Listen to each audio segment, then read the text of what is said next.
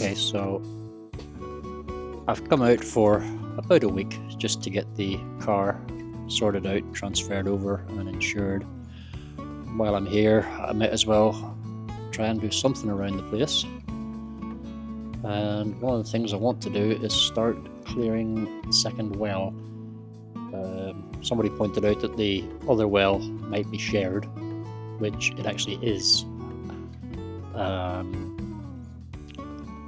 I don't like the way this one is sort of buried in the ground. To me, that's quite dangerous for my cats, or even the sheep if they sort of fall into it.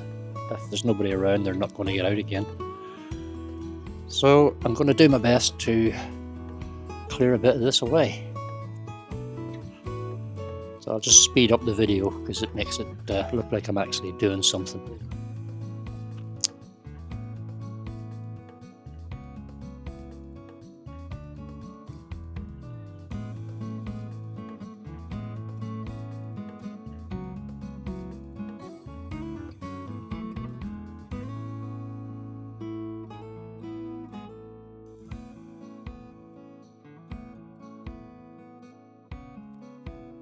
So when I was bringing the car round from my friend's house round to my farm, it's quite narrow little roads, and I saw a gentleman coming the other way with a very small dog. So I pulled over as tight as I could and I stopped. The gentleman came levelly, he tapped the window. So I wound the window down, he says, "Oh, my car, my car." So apparently he owned the vehicle that I now own for 20 years before selling it to my friend. And when I got my insurance, I got it online, and I got a text message from the insurer saying, just take the money to the local insurance agent in the morning. So I got my friend to take me there, and it was the same gentleman. So he made a point again of telling me that it used to be his car.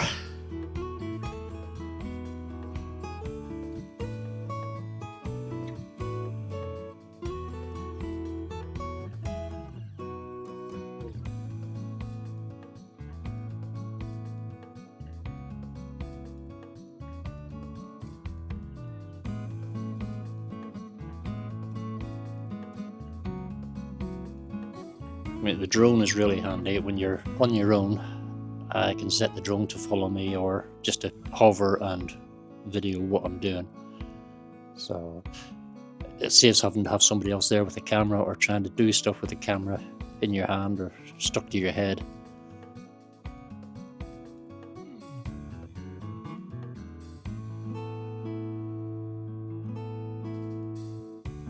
So first thing we had to do was go to the solicitor. My friend's partner came with us to translate. I'm extremely jealous of her. She speaks 5 languages that I know of fluently. She can be in a conversation with a lot of people to speak in different languages, and she can just turn around, answer a question, reply to someone else in a different language, and hear what's going on all around her. Extremely jealous. One of the disadvantages of being brought up in the UK is we don't learn languages. I know from my own experience at school, I learned French, and many years later I bumped into my French teacher and asked her to translate something for me. Somebody had sent me a letter from France, and she said she couldn't because she didn't speak French, even though she'd been the French teacher at our school for 15-20 years. So I am extremely jealous. So the way it works in Portugal is when you buy a vehicle privately, you have to go to a solicitor that specializes in auto transfers. You pay a fee, which was, I think it was 65 euros. And for that, he transfers the vehicle from the previous owner into your name, and he registers the vehicle for you. You wait about a week, you get a plastic, almost like driving license card with the vehicle details on it and the owner's details on it.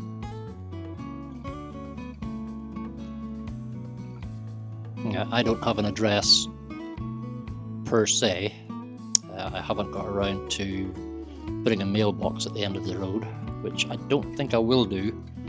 At the minute, I just have a PO box, which is £60 a year, or sorry, €60 a year. The local Camara are thinking about putting up a bank of mailboxes outside the local office, which you can buy or rent. So I'll just wait for that. In the meantime, I just have a PO box in Manacor. Basically just walked in, asked for a PO box. The person behind the desk was a little bit reluctant at first, saying that I needed a residency card before I could have a PO box. And I pointed out that I couldn't get a residency card unless I had an address for any documentation to be sent to.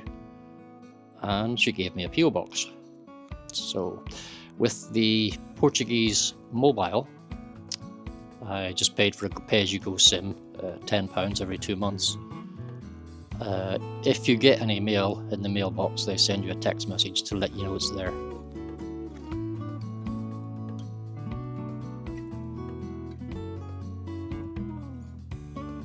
I did hold on for an extra couple of days waiting for the documents to come, and I left on the Friday, and on the Monday I got the text message saying there was post in my box.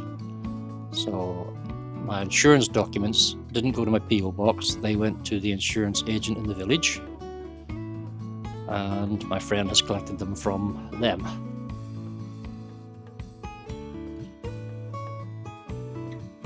I didn't actually have an address, I just have a PO box, and as long as you have a fiscal number, the PO box is sufficient. I think once you have a NIF number and it's registered to an address, that everything else links to that NIF, so they know where you are, who you are. Basically you're verified. So not actually having an address for where the car is going to be on the farm doesn't matter, because they can trace you through your NIF number.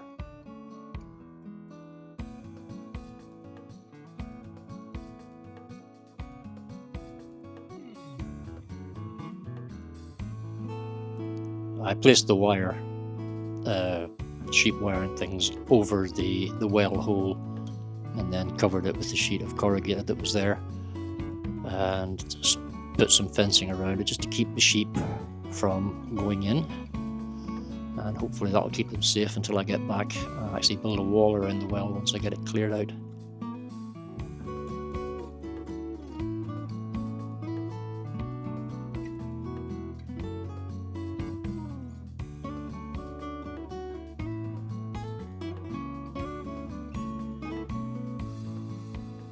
I'm back in the UK now for 2 to 3 months, just sorting out a caravan, waiting for my cats to get their final vaccinations and rabies jabs. I know by the time I get back, these brambles are going to be just as high as they were when I started cutting them, but at least I feel like I did something while I was here.